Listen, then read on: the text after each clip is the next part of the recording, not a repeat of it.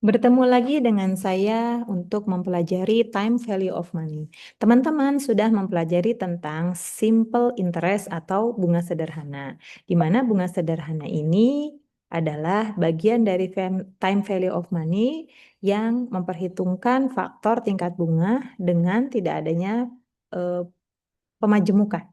Artinya, proses perhitungannya tidak melibatkan unsur perpangkatan. Nah, kita akan mempelajari tentang bunga majemuk. Untuk analoginya, teman-teman, kalau kita mempelajari tingkat bunga sederhana, maka kita akan mencoba mengalihkan seperti ini. 2 dikali 3 itu sama dengan 6. Sedangkan kalau kita menghitung 2 pangkat 3 itu sama dengan 8. Nah, majemuk itu seperti itu. Kalau yang sederhana seperti yang di atasnya.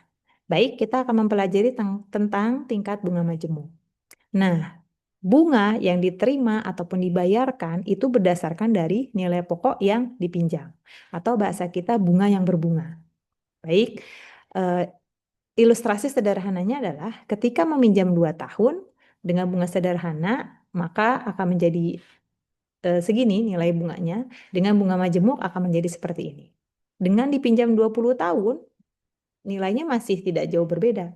Nah, sedangkan ini mencapai 4 kali lipat.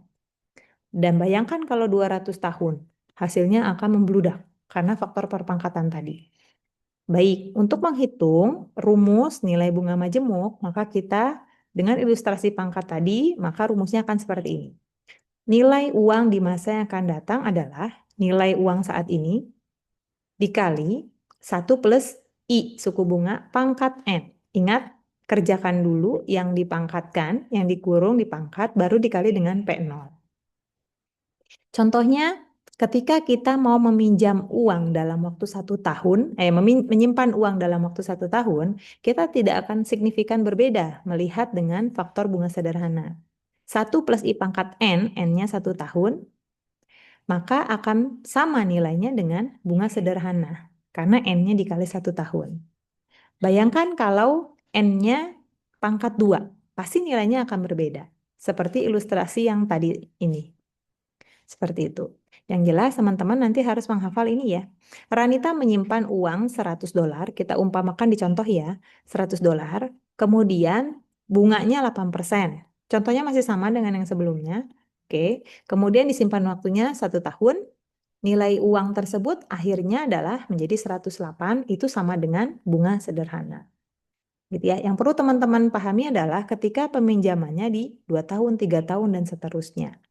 Baik, demikian untuk future value. Kita akan latihan di kesempatan berikutnya. Terima kasih.